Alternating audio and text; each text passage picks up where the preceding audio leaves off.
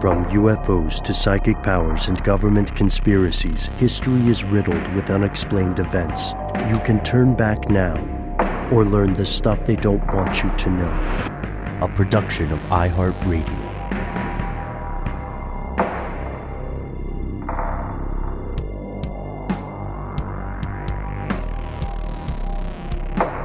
Hello, welcome back to the show. My name is Matt. My name is Noel. They call me Ben. We are joined, as always, with our super producer, Paul Mission Control Decant. Most importantly, you are here, and that makes this stuff they don't want you to know. Today, we are starting in a very understandable space. Many of our fellow listeners have had terrible experiences in high school, and many of our listeners may be in high school as they hear the story today. Imagine you're back in high school. You're a student, you're kind of bored, you're dozing in class, you're massively stressed out. It's your last year before you graduate because you have to tackle all these tremendously important exams. Like most kids, you are exhausted by hours and hours of endless studying, and you're kind of just excited to get the year over with when you feel a hard, sharp tap on your shoulder and it jolts you awake. You turn around and all of a sudden the world falls dark. Your head explodes in pain. You're bombarded by these scenes of violent, otherworldly lands, nightmare. It's like that montage in Event Horizon. You try to scream, but you cannot make a sound.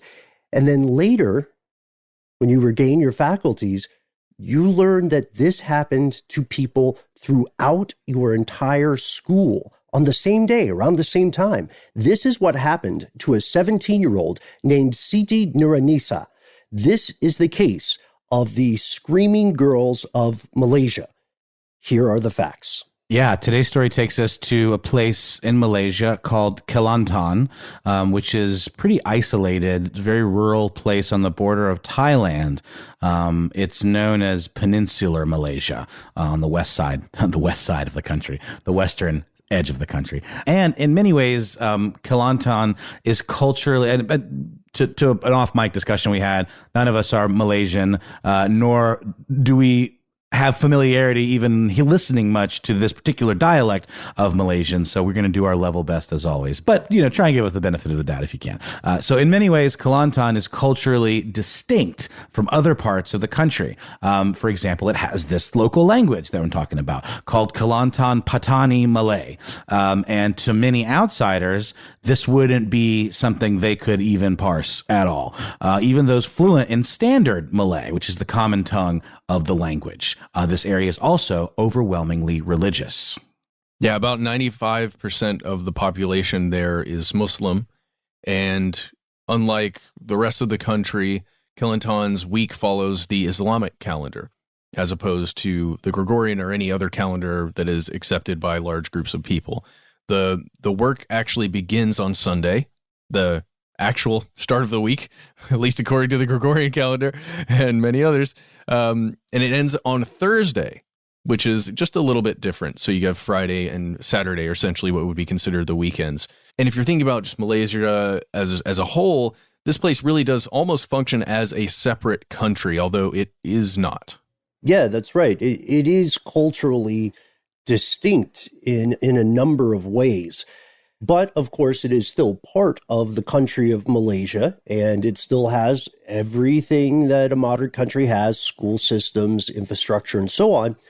So kids can't play hooky, really, and that's why in July of 2018, this 17-year-old, Sita, was just like any other student at her school, the Kedah National Secondary School. It's called SMK Kedah there in Kelantan. She can now recall that sensation, that tap that eventually led to her falling to the floor. She remembers the visions she saw, especially a face of pure evil, is how she described it, before she passed out due to this blinding pain in her head.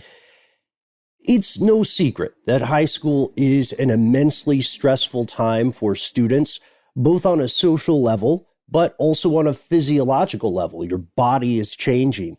And it's also, as everyone can recall, it's not uncommon for students to have bouts of nervousness, panic attacks, depression, and so on. That's just part of growing up. And also it's such a emotionally trying and exhausting time. I would just say it's a part of growing up. It's also just a part of reality now for everybody. Totally. It's almost like we all got transferred back into that feeling. I don't know. I think a lot of us still have, dreams of high school years afterwards, right? Or decades later. There might be somebody in our audience today who is in, for instance, their 60s, and tonight when they sleep, they will be a junior in high school again. You don't ever really graduate in the mind, However, what Sita felt happening to her and what observers saw were two very different things.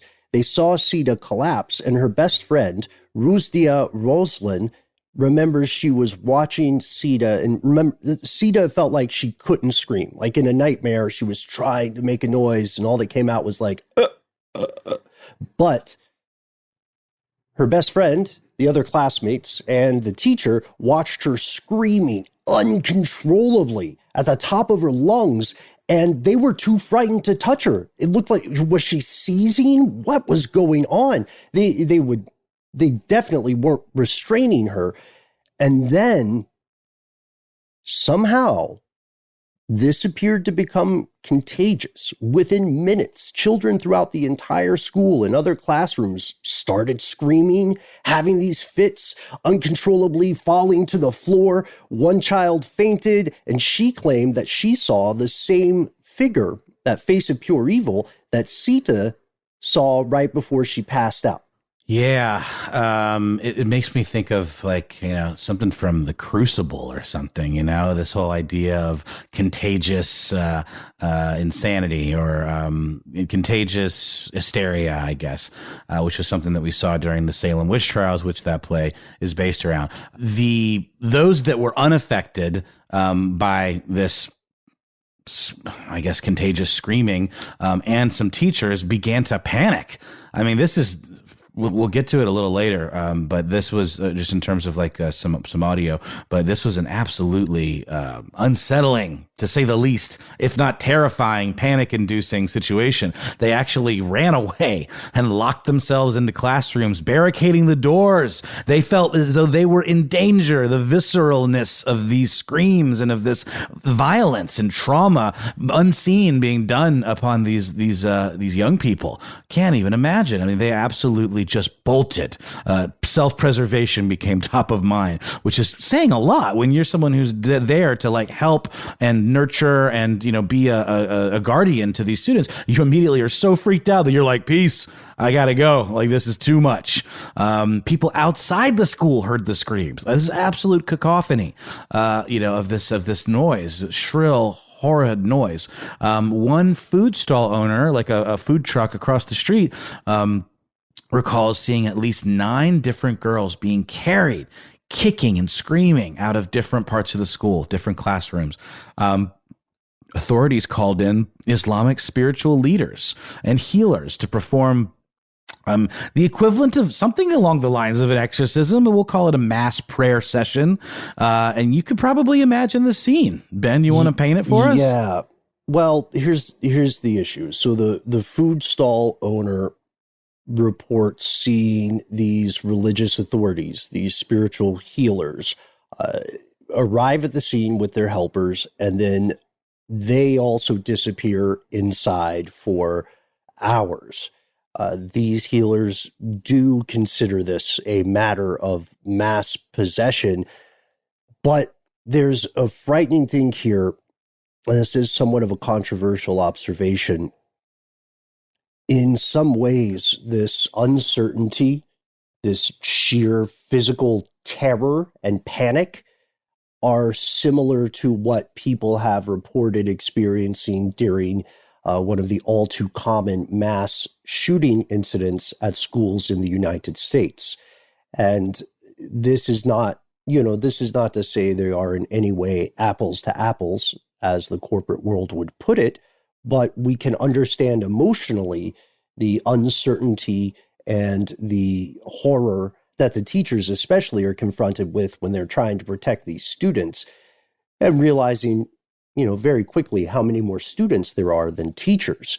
And that that they're powerless to either comfort them. It's not that kind of thing. It's like so aggressively taken hold of these children that they're literally thrashing as though they're having fits or seizures or something. And that therein lies the whole impulse to like, okay, I think I better just extricate myself for the time being, Yeah. And I would just add, when you're talking about that uncertainty, to be there in the room to experience this is something that, the three of us can't fathom. Maybe you can't right now in this moment, you get a sense of it, but not knowing whether there is something real affecting these children, not knowing whether, a single child had something happen and then the rest are reacting to that. You literally have no idea what's going on. And you've got in the back of your mind, perhaps the belief that there is something supernatural or otherworldly or beyond the earth, essentially, beyond things that can occur here physically to a child. You believe that perhaps something like that could be happening. And if that's happening, then you could also be affected, right? As a teacher, as a guardian. That's key. I would say it's exacerbated in this situation because this area of Malaysia, this town specifically, it's small, the people are close-knit. You probably know everyone, or you know of them if you're here. And again, this area has a deep, fertile history of folklore. You know what I mean? The cultural ecology is very strong. So I would say it would be in the front of mind for many people for reasons we're going to find out very soon. By the time just a few hours have passed, by the time the day is done, 39 people, including a couple of adults, a couple of teachers, have clearly been affected by something. And again, because this is a small town, news travels quickly. Is this a case of magic? Is this a case of mass possession? What could cause, with no clear physical explanation, what could cause almost 40 people to suddenly, without warning and without explanation, appear to lose their minds? What exactly was happening here, and why did it seem contagious? We'll find out after a quick word from our sponsor.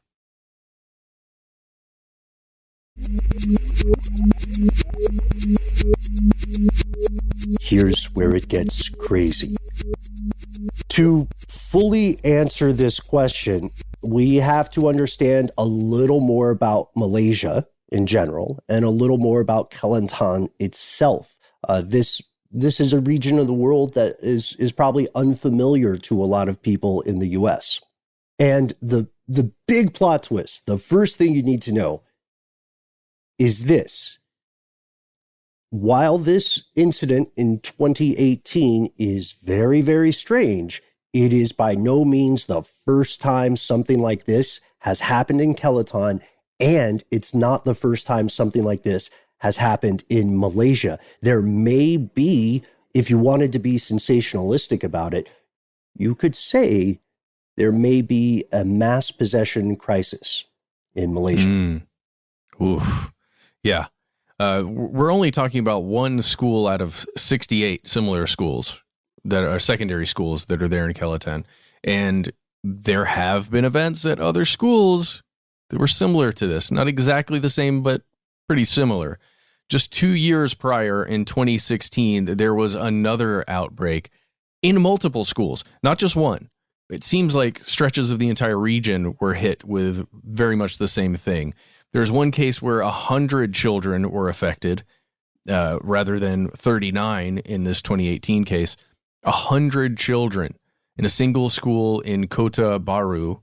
And also, get this, another school in Kelantan, a different one than the one we're discussing in this main case we're talking about from 2018. Can we really quickly, there's actually an article that we found in researching this from the Kota Baru incident, where there's a video of this behavior.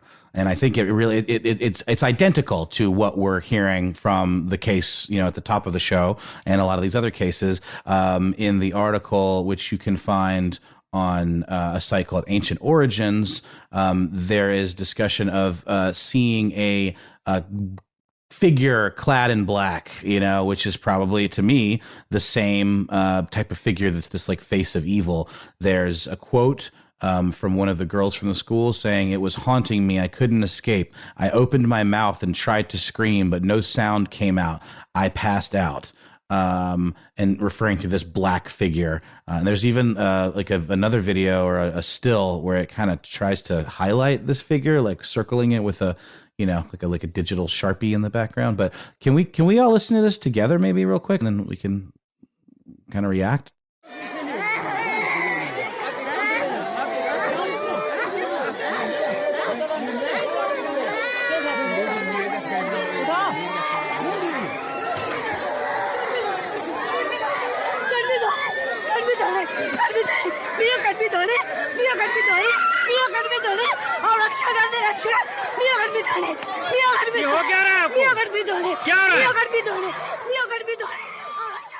Yeah, it's chilling stuff, and then you see the camera, whoever's holding the camera, just kind of walking around, and you're just in the midst of this. And then there's this one young woman at the end, or it's actually, the video goes on for about 5 minutes, but the part that we watched up to just now, where she's literally kind of almost in a prayer position, but repeatedly going from up to down with her, it's a very twisted, almost worshipful position. It's, oh my God, it's just really pretty shocking. And I believe this may be a different video, but I believe this is the one where we see spiritual healers coming in and attempting to restrain people, reciting prayer. That's right. Yeah, in the article they refer to them as exorcists, but I believe the more accurate description would be what you're saying, Ben, just spiritual healers from the Muslim faith. Particular prayers from the Quran were recited. Yeah, and this will be familiar to people who've listened to our episode on exorcism or possession in the non-Western world. Because we spend, as a culture in the West, way too much time thinking of Catholicism automatically when we think of exorcism. It exists in so many other cultures. And to the point about what to call these individuals, whether you want to call them spiritual healers, or the BBC, British Broadcasting, took a weird stance and called them witch doctors. Mm-hmm. Well, that was a quote from someone there on the scene, apparently. Yeah. I think it was scholars, Islamic experts, and witch doctors. Right, which would be, people who are practicing the traditional values, spiritual beliefs, rather, of the area, many of which predate Islam, probably, but are now seen through the lens of it due to religious syncretism. The point is, you can hear in that clip that you just played, Noel, how I like the way you use the word cacophony, like how cacophonous, how terrifying and discordant this is. This looks kind of like a riot, you know what I mean? Or a mass poisoning. Something has happened to these people. And there were interviews about this case in Kota Baru. One of the senior teachers or administrators blamed supernatural entities. They're considered largely a factual thing in this state in Malaysia by many people. And this staff member says, our students were possessed and disturbed by these spirits. We are not sure why it happened. We don't know what it is that affected us.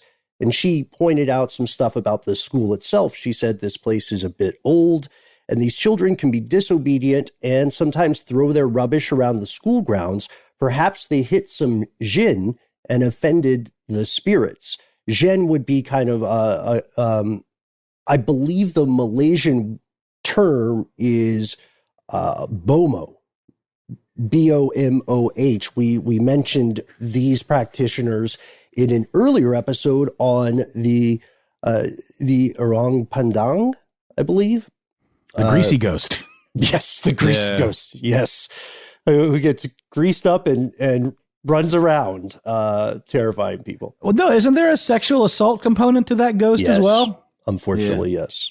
But in this case, we're talking about the Islamic faith and jinn, like actual jinn, right? That's what we're referring to, which is interesting.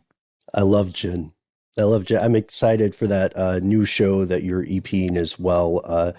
I write about Jin pretty often in my personal life, but man, their intro story is amazing too. Oh man, have you seen the Wishmaster?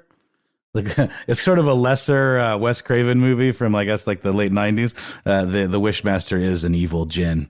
And the first sequence in that movie, the rest of it, whatever, take it or leave it. The first sequence is bonkers fun. I keep thinking about the Islamic origin story, you know, the beings rot from smokeless flame. Mm-hmm. They think it's green fire, and they're considered, you know, as we explored previously, they are considered a very real thing. They're an accepted reality of the world in many places, especially when there's a large, very traditional Muslim demographic in the population. So this person is an adult, right? They are in a position of authority and responsibility, and they also seem to sincerely believe something supernatural occurred. And whether or not you believe there was something supernatural at play, this was a disaster. Eventually, according to a local reporter at the time, this 2016 incident and several other related incidents at other schools that were happening, all clustered around this same year, caused the country of Malaysia to shut down all the schools in the area because these cases of collective screaming or possession or whatever you want to call it appeared to happen one after the other, nonstop. They were spreading like psychic wildfire from one school to the next.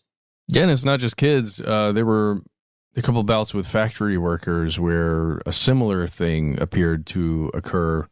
I believe it was in the 1960s. So, you know, one can imagine that whatever is happening, whether it is spiritual, mental, psychological, psychic, whatever it is, it appears to be much bigger than this one isolated incident at this one school that, you know, was this more newsworthy thing that we were looking at the top of this episode. That seems to be a certainty. And the other thing is that experts on both sides of this, the more skeptical and the more believers that there is something spiritual happening here, they're still grappling with the root of it. What is truly happening? How do they now address it is the big question. I think you made a really good point earlier, and we've been hinting around this a bit. We talked about the greasy ghost and just the history of Malaysian fascination with lore and with demons and with jinn and all that stuff. It's not just considered stories, especially in the more rural areas and maybe the less cosmopolitan parts of the country. I mean, it's like you see this and you believe it. You know, that they really felt that they were seeing genuine spiritual phenomenon. And like even me, you know, being somewhat of a skeptic, or any of the three of us, I think faced with what we just saw in that video clip, I would have reacted the same way. I just would have been overwhelmed and not known what to make of it. Not to mention if I was tied to some kind of real deep religious belief in these phenomena. You know, I can't even wrap my head around what that must have felt like. Mm-hmm. Yeah. And again, we're being careful here, right? Because you can see already that there are competing explanations for this phenomenon, but there is something happening, and it has been happening. In fact, there were other cases from schools in 2012. The factory worker stuff you mentioned, Matt, I believe there were other incidents of that as well, dating to the 1970s and the 80s. Something is happening, and whatever is happening appears to be something bigger than an isolated incident at a single school. A second big point here is that secular and spiritual experts are grappling with the root of this phenomenon, as well as the best ways to address it. So we have two answers, or two, I guess, proposed frames of thought through which we can view this profoundly disturbing phenomenon. We could categorize them as the secular answer and the religious or spiritual answer. And they both have a lot to bring to bear here. What do they have to say? We'll tell you after a word from our sponsor.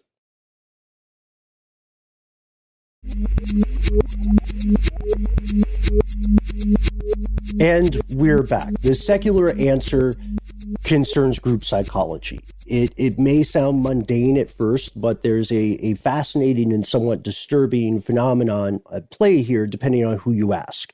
If you ask someone like Robert Bartholomew, a medical sociologist based in the U.S. and a longtime scholar of this phenomenon, specifically in Malaysia, then he will tell you this is mass hysteria or mass psychogenic illness. It's the rapid spread of genuine physical symptoms among a large group of people with no plausible organic cause. Imagine a headache that is contagious, the way a cold is, but spreads much more quickly. Yeah. Bartholomew refers to this pretty cleverly as a software problem, like a glitch, describing the condition as a collective stress response prompting an overstimulation of the nervous system. And he, I don't know, this is a little divisive, maybe oversimplification here, but he calls Malaysia the, quote, mass hysteria capital of the world. According to his research, Kelantan is the, quote, most religiously conservative of all Malaysian states, end quote, with a perfect storm of social factors that can lead to this kind of mass hysteria. And that's kind of what we were talking about a little while ago, just how you would react to this and how you would maybe allow yourself to be swept up in this kind of, fervor. And he says this stuff doesn't happen overnight. Instead, the environment leads to a mass hysteria outbreak, kind of in the way a pressure cooker might, with building up of stress in a group until it just pops, when it hits that breaking point and can't contain the pressure anymore. We certainly appreciate the words of Mr. Bartholomew, but there is still a bit of controversy, I would say, about just this concept of mass hysteria, how it begins, what the causes actually are. There's not a ton of understanding about it. There's been quite a bit of observation of events that appear to be mass hysteria, certainly, so you can study it, right? But if you look at the manual that is used for psychology, both students, practitioners, everyone alike, the DSM, it is not listed. Mass hysteria is not a thing that is in there, which that doesn't mean it's wrong. That is a tome that is constantly being updated and it is always evolving. So who knows? Maybe in the future it will be listed in there as we learn more. Yeah, and that's a really good point, because we have to remember the DSM is not somehow sacrosanct. It's definitely had some evolutions that I had to encounter. I believe for a time, someone check me on this, wasn't homosexuality listed in the DSM? Just to give you a snapshot of how imperfect that is. And that's not a ding on science either. It's just saying we haven't figured everything out, right? And what I like about the point you're making here, Matt, is that we do not fully understand, right? You're absolutely right. There's a bit of a black box here with what we call mass hysteria. And even hysteria itself is a little bit of a loaded word if you know the etymology. So it's got misogynist roots, right? Like the idea of a hysterical woman or like the wandering womb syndrome and all that kind of stuff, right? Yeah, the wandering uterus. That's right. Mm-hmm. Yeah, so the etymology of that is not perfect either. But to your point, Matt, whether or not we know the specifics, experts consider this a real phenomenon rather than a theoretical one. There's this book that when we were in the office, I used to take every opportunity to carry around with me or mention or reference. And it's this huge tome called Outbreak. It's an encyclopedia of, you remember this one, Matt, I think. It's an encyclopedia of mass hysteria outbreaks documented throughout the world in history and time. And I'm starting to realize that Malaysia is thoroughly underrepresented in that work. The people like Dr. Simon Wesley, who is a psychiatrist at King's College Hospital in London, describe mass hysteria as a collective behavior that has common physical symptoms. And again, we have to emphasize these are physical. These people aren't, like, pretending I've got a headache or something. They are experiencing physiological problems. Yeah, I mean, it's sort of like that nocebo effect. We talked about the placebo effect and the idea that you can feel better when you believe that the thing that you're taking is efficacious. The nocebo effect is the opposite of that. We talked about that again in a recent episode. It's the idea that you can actually have psychological or even psychosomatic, meaning physiological effects brought on by the mind because of the expectation of an effect, something like a treatment or perhaps interaction with something more spiritual might have on you. Maybe that's not a perfect one-to-one comparison, but it sure feels similar. Like you could really actually manifest sickness or seizures or some kind of real visceral body reactions to something that is an unseen thing that may or may not be quote unquote real. And those physical reactions that Noel's talking about there, and what we talked about earlier in the episode with what these children were experiencing, are things like fainting, palpitations of the heart, headaches, nausea, shaking, and what we would call fits, which would just, just being uncontrollable in some way, which would, again, kind of look as though it might be a seizure. And Dr. Wesley, this person from King's College we're talking about, he notes that mass hysteria is, quote, often attributed to a medical condition, but for which no conventional biomedical explanation can be found. And one of the biggest things about this whole thing is that, let's say this is occurring to one person, because they are thinking about something, they just experienced something, and they're going through whatever this is and how it's manifesting. The weirdest thing is the transmission of the identical thing, or the mirroring, if you want to be extremely skeptical about it.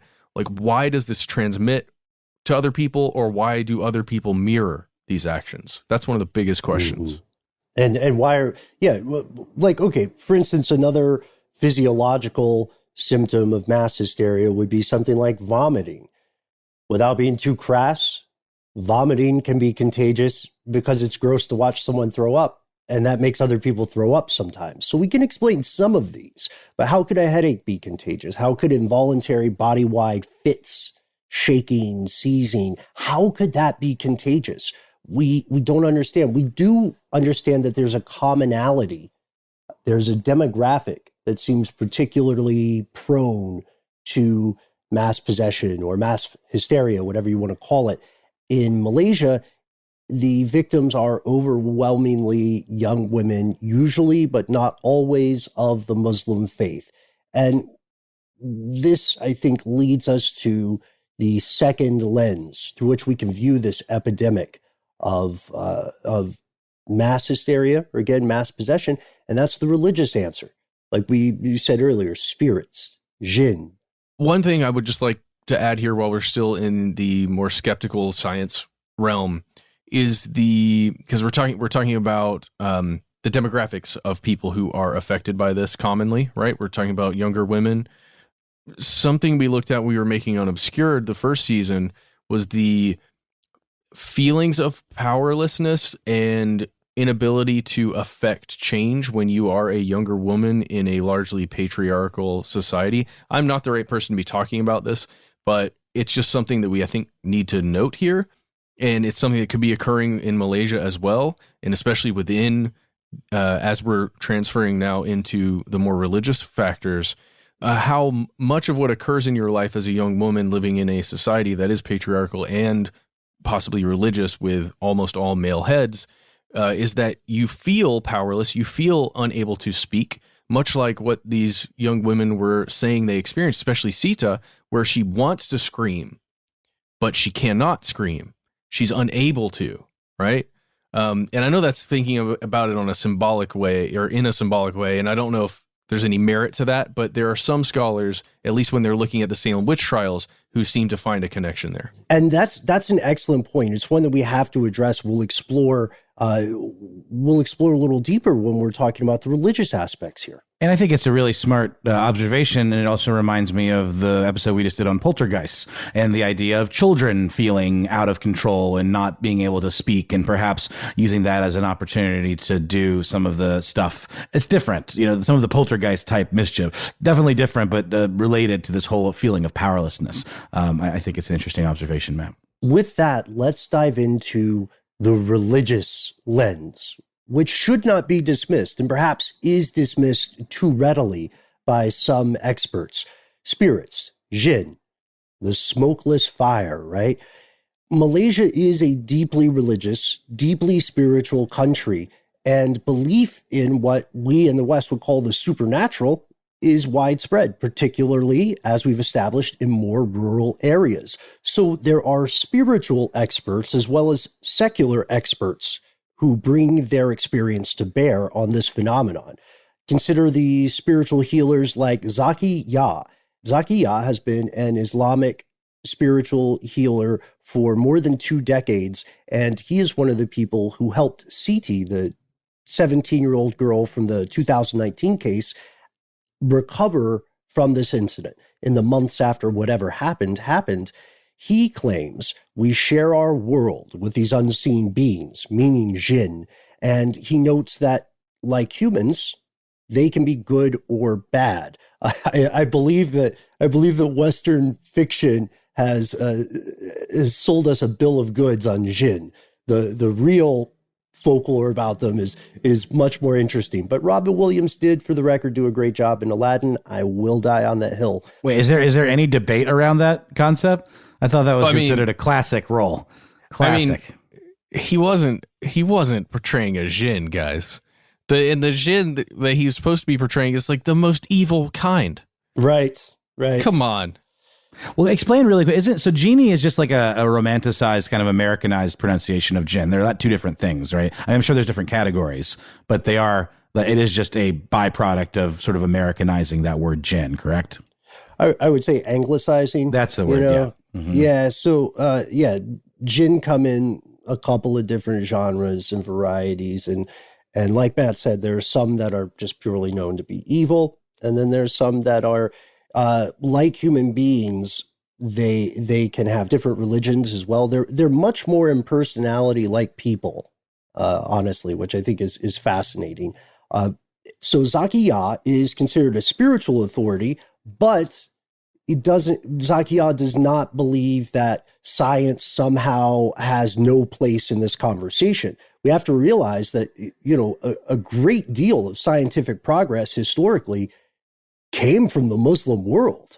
You know what I mean? Like a lot of the things that we do today are only possible because people of this faith figured these scientific principles out. He says that mental health can play a role in many of the cases that he has experienced over his past few decades, and he is still adamant, mental health aside, that jinn are the ultimate cause of these outbreaks. He says science is important, but it cannot fully explain the supernatural. Non-believers, he says, to our earlier point in the show, won't understand these attacks unless it happens to them. That's a really good point. And he's not the only healer or specialist in the Muslim faith that has this position. Dr. Maihuddin Ismail, he's a healer in a nearby state, Pahang, or Pahang. He was seeking to combine spirituality and science, right, as a way to explain this thing and then create an anti-hysteria kit. How cool is that? It sounds like a great idea. It sounds innovative. It also maybe doesn't sound this way, but is expensive. Yeah, that's the most controversial aspect of the kit. It's about the size of a small suitcase. It'll run you around the equivalent of 2,100 US dollars. Wait, what's in it? Do we know? Ammonia, there's some bamboo pinchers. There are a couple of like gloves. There are a couple of inhalants. Like some CBD gummies or something? Like I don't know about the CBD. I don't know but it's literally position just on like that. things you could get anywhere, right? Like what's so special about the kit? Seems a little opportunistic to me. I think our perception of that kit would be would rely very much upon our default levels of skepticism or belief. You know, it's interesting though, because we always see these things in conflict, right? They're portrayed, spirituality and science, as though they are somehow mutually exclusive, but more secular academics feel that it's crucial that we acknowledge the role of spirituality in these investigations. I especially enjoyed Irma Ismail's take on this. She's a clinical psychologist at University Putra, Malaysia, and she says Malaysian culture has its own take on this phenomenon of mass hysteria or mass possession outbreaks, and that integrating spiritual beliefs with mental health treatment is a more realistic approach to the problem. You won't make progress with people if you go in, especially as an outsider, tell them everything they're doing is wrong, dismiss what they believe, and talk down to them. You know what I mean? That's when people do that, they don't really want a solution. Anytime you see those kind of condescending bully tactics, people are doing it in bad faith, in my opinion. And we have to be careful to avoid the stereotypes of misrepresentations about the role of religion here. We have in the past on this show, we've been dinged at times for seeming too skeptical in one particular aspect of spirituality or another. But deep spiritual faith is common in so many parts of the world, and it's common for a reason. It works for people. It's like science. It has profound effects on people's lives. Whether or not you personally believe in the specific aspects of a given belief system, there's no denying that spiritual beliefs can and do exert real effects on the physical world. Yeah, and some folks believe that the cultural impact of religious practices like these could play a role in the case of these mass hysteria outbreaks. A psychologist by the name of Afiq Noor argues that the stricter implementation of Islamic law in schools around this part of the country is absolutely linked to the surge in these kinds of outbreaks. He says this, quote, Malay Muslim girls attend school under rigid religious discipline. They observe stricter dress codes and can't listen to music which isn't Islamic. And then we have a clinical psychologist named Stephen Diamond, who seems to agree with Noor, saying that he believes the, quote, painful, frightening, and embarrassing symptoms that we've seen associated with mass hysteria could actually be, to your point, Matt, quote, indicative of a frustrated need for attention. And in an article that he wrote for Psychology Today, Diamond asks this question. Might their remarkable symptoms be saying something about how they are really feeling inside, but are unable or unwilling to allow themselves to consciously acknowledge, feel, or verbalize? And this is exactly the point made in a previous episode of Stuff They Don't Want You to Know about possession or exorcism. People are intelligent, right? And we talked about this in Poltergeist as well, so I don't want to be redundant here. But if you are in a society that does not allow you a voice, you will naturally seek some way to be heard. And that way, you know, the same way that sometimes kids were saying, oh, it's not me, it's the poltergeist. And my parents won't listen to me, but they'll listen to the poltergeist. It is possible that there are people in these patriarchal societies who are saying, well, people in power won't listen to me because they think I'm somehow less than, but maybe they'll listen if they think it's something else, like a jinn. And we're not accusing these people. I want to emphasize, at least for me, I'm not accusing anybody involved in this of purposefully doing something. I think there's a deeper psychological aspect at play, if that makes sense. Yeah, I think we all aren't accusing anyone of doing something false, right? I mean, it must feel real or must be real, or there is a real thing that actually occurred. This isn't some kind of smokescreen, and I think it would be the same for any instance of mass hysteria like this. The big question is it some kind of internal stress due to societal issues, due to religious issues, due to the age and the stresses of that, or is it something bigger? And that's what we're really left with today is trying to figure out which parts of this are true. And I don't know if we're gonna be able to give you that final answer that maybe you'd hope for, something that we would hope for, but we can at least walk away with this knowing all of the possibilities of what this could be. Yeah, well said. I think one of the biggest questions here, regardless of your personal beliefs, hinges on the contagious the aspect of contagion, right?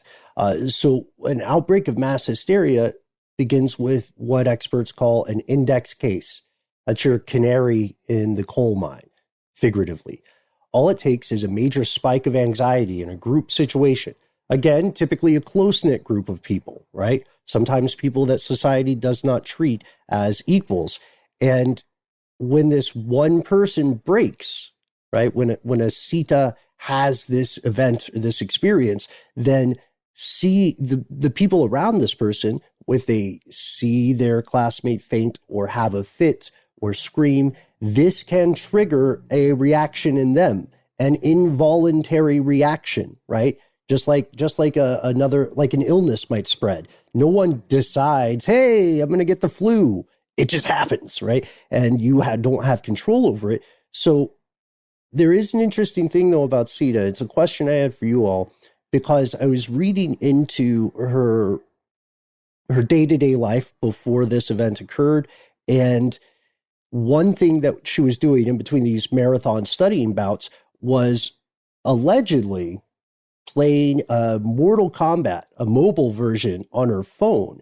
And if you read her firsthand descriptions of the visions she experienced, I don't know, this is my cultural lens, because I know what Mortal Kombat looks like. And I was thinking, some of these violent scenes, as you describe them, remind me of Mortal Kombat. Of like Shang Tsung? Which is like a pretty cool game, but very violent. Yeah. So it's possible, right, that these outbreaks may be a kind of sociological venting mechanism for enormous stress, perceived powerlessness, and they're framed through this cultural lens of rich folklore, this ecosystem of deeply rooted religious beliefs. And you're right, Matt, we don't have maybe the 100% solid answer on this, but this episode is a little optimistic for us, because there's good news. We know what happened after this. Yeah, that's right. After July 2018, these events took place, authorities upped security at the school. They restructured their safety programs, and they began to oversee a change in staff. Guess it wasn't a good look that those folks bolted and locked themselves in the classrooms instead of taking care of these kids that were clearly experiencing trauma. Additionally, the school introduced daily prayer and psychology sessions to hopefully help alleviate some of these stresses. But I don't know. What do you think, Matt? I see an issue with, hey, there's either Jinn possessing children at our school, or our children are going through an intense psychological set of issues. That's right. Let's increase security. Yeah. Right. Which again has has commonalities, but security... But it would have psychological effects on the kids. Right, but security could be, and here in the West, because things are so militarized now, we think of security as somebody strapped with a vest and firearms, right? Or metal detectors, or like machine gun turrets or something. Turning schools into training prisons. Right? So maybe it's more like blessing the building in some way, or rituals for that, or more attention per child.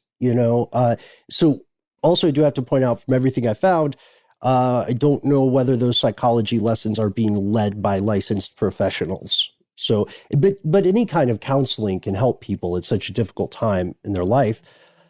So how about Sita Nurannisaa? We met her at the beginning of the story. She had a terrible day in July of 2018.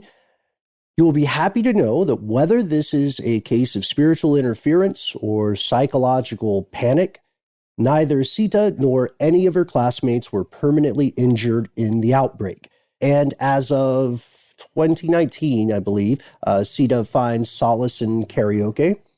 She plans to pursue a career as a policewoman, and she has not been plagued by possession or hysteria since. So we have, there you have it, folks. One of the rare happy endings to a story on stuff they don't want you to know. Yes. Happy, except for the fact that this is going to happen again somewhere with other groups of probably young people. And it's not going to be fun, and it'll be controversial. Have we considered, I know this is all wrapped up in a lot of these interpretations of this, but the idea that when you're faced with one child behaving this way and exhibiting this type of very intense, physiological kind of responses or whatever, and you are also exposed to this heightened level of belief and perhaps fear and some of this, demonology and this jinn and all that stuff that's very much wrapped up in the culture. And then, as we know, this more rural parts of the country, much more so. Do you think that's where the power of belief comes in and almost like kicks into high gear and is like, oh, well, if I'm seeing someone and going through this, then I should too. Or the not should, but like, I don't know, it's almost subconscious. Peer pressure? Kind of. But yeah, a weird kind of psychological, spiritual peer pressure. I just, the whole contagious part of it is what really is tough for me. It's fascinating. If you'd like to read more about this phenomenon, I would recommend reading Epidemic Hysteria and Social Change, an outbreak in a lower secondary school in Malaysia. That's in the Singapore Medical Journal by Jen In To. And this is weird because, to be completely clear, this was published in 1975, but a lot of the things it's saying are still spot on. That just gives you a sense of how long this has been going. And to your point, Matt, how likely it is that there will be similar incidents in the future. This has been really interesting, and we really want to know what you think specifically about this. But before we tell you how to get in contact with us, I do want to do a quick plug, if that's okay, guys. I hate to do this, but I just want to plug the brand new show, The Hidden Jinn. It is available now. It is spelled DJINN. It's a show we're making with Aaron Mankey and Rabia Chowdhury, and it is a short series, but it's all about jinn. The different kinds of jinn, stories from people who have experienced or claim to have experienced interaction with jinn, about the background of like the religious background and aspects of that, as well as just really anything you could ever want to learn about it. It's going to be in this show, and it's fascinating, utterly fascinating. I recommend checking it out. If you don't want to do that, you can check us out, and we are all over the place on social media, Twitter, on Facebook. Most of them were conspiracy stuff. On Instagram, we are Conspiracy Stuff Show. That's right.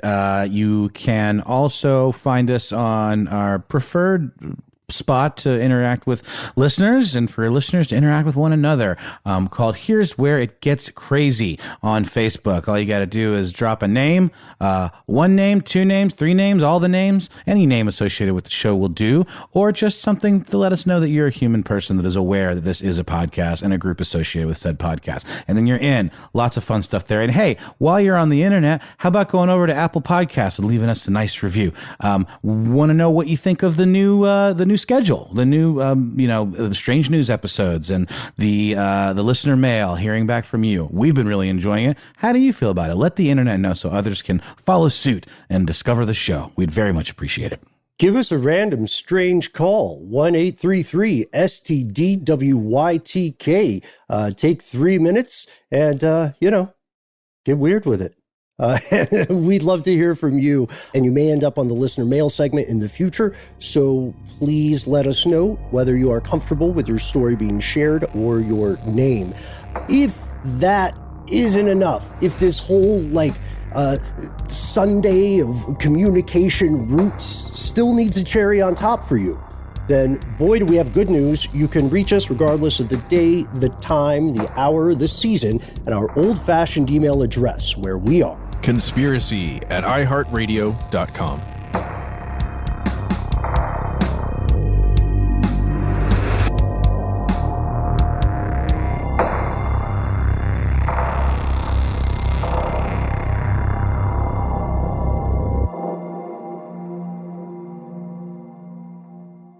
Stuff They Don't Want You to Know is a production of iHeartRadio. For more podcasts from iHeartRadio, visit the iHeartRadio app, Apple Podcasts, or wherever you listen to your favorite shows.